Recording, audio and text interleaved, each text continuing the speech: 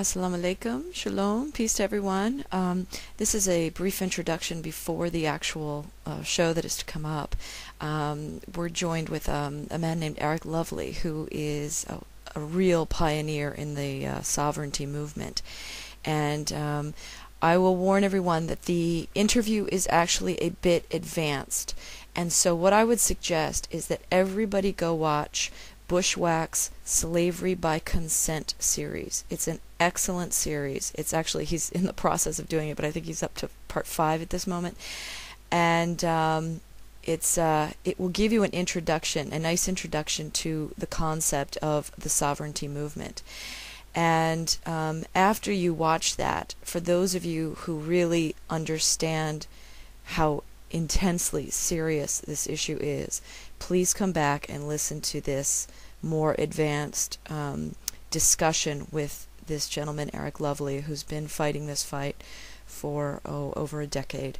So, basically just a quick explanation of what the sovereignty movement is about is essentially sort of separating our sentient being, which is our sovereign soul, our sovereign self. No government should rule over us.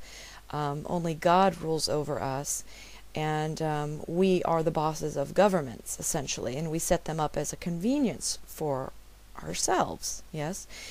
And somehow, governments, people are power hungry, and they've used governments, of course, to flip that all around and make us the subjects of them, much like a king would with his subjects, correct? So, people think they're living in this democracy and they get to vote and all these things, and it's really rather comical, and all you have to do is look around the world and see that that's just an illusion, an absolute illusion. So this concept of sovereignty is about us reclaiming our sovereign sentient souls and extricating ourselves from this subjection to governments. And you'll often hear this term called straw man, where they essentially tricked us in a very, very tricky word play, where they've used the court system to make words mean something different than what we all in our common language take them to mean. For instance, the word person. A person does not mean a human being or a sentient soul. In a court of law, a person means a corporation.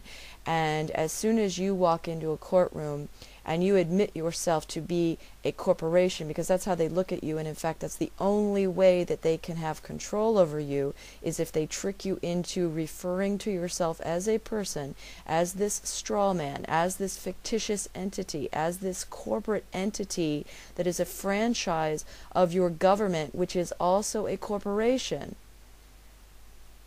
This is the only way they can take control of us. And this is how they put this on our birth certificates. They put this on Social Security cards. They put this on your driver's license. Every time we go and apply or register or plead or anything to the government, we are essentially playing with this straw man entity. And this is really a dangerous, dangerous game. Now, I would like to say that because this contract, essentially it's a contract between us and the government, and we just fell asleep and we were not alert enough, and we fell into this trick where they literally, if you look on the back of your Social Security number, Social Security cards, those numbers on the back of Social Security cards are linked to dollar bills. We are now the collateral. They already own all the land in their mind. I won't say in actuality, but in their mind, they own all the land already, the banks. And now there's nothing left to go after except the people. So that's what they've done. They've created this system where they can actually use us as chattel. We are their goods. We are their property in their minds. And we've unwittingly played into this whole system.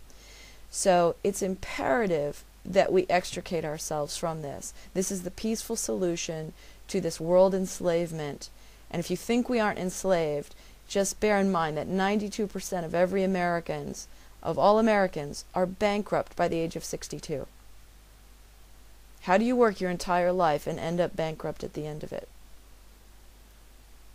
Because we all fell asleep and we weren't paying attention. But fortunately, we've got people like Eric Lovely and others that are paving the way to teach us how to extricate ourselves, regain our sovereignty. We become the boss again. We are the lawmakers. We are the boss, and we must begin behaving like this if we want to hand down any kind of future to our posterity. This is absolutely imperative. Absolutely imperative. So, again, I would urge everyone to go watch Bushwack's Slavery by Consent, because we have indeed unwittingly consented to this. We must actively opt out of this. We must actively opt out of this, or get ready for China to microchip us all, and we are the collateral. And all you have to do is, if you could get your original birth certificate and look down the back of it, you would see stamps from banks all over the world as we have been traded as securities. I'm not even kidding. It's that sickening. It's that sickening. There are some sick minds that look at us as property. And if we don't do something about it, it's going to get far, far worse than we could ever imagine. So, go watch that series. And for those of you who want to know more, want to go a little deeper into down that rabbit hole and understand this and figure out how do we actually rewrite this earth, how do we overtake this system and re-implement a sensible, sound, fair system for all of humanity, come back and listen to this interview. And I will also give some resources at the end of the interview to guide you even further. So with that, yeah. Let's pull together and get our earth back on track, inshallah. Okay.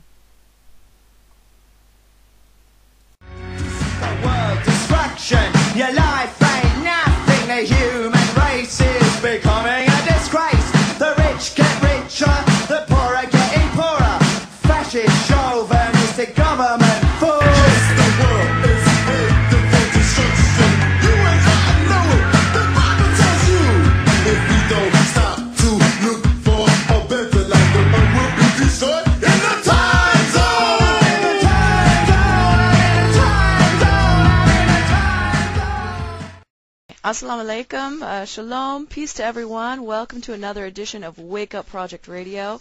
We're joined on the line with Eric Lovely, and perhaps many of you have never heard of Eric Lovely, but he is who I would consider a key component in the personal sovereignty movement, which is gaining more and more momentum. More and more people are talking about this issue, rightfully so, as we realize something is terribly wrong. People are feeling more and more trapped in a system that they don't understand, sort of a boiled frog effect. How did we get to where we are? How come we are all in debt? We're all struggling, There's misery and poverty all over the earth. How did we get here, and how do we get out?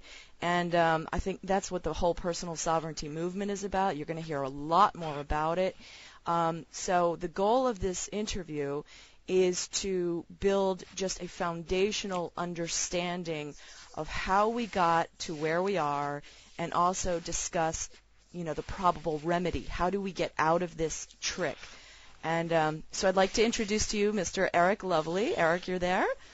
Yes, ma'am, I am here. Okay. So Eric, again, you've probably never heard of Eric, but he has been fighting the good fight for the personal sovereignty movement for how many years now, Eric? Well, to be exact would be difficult, but it has been well over a decade.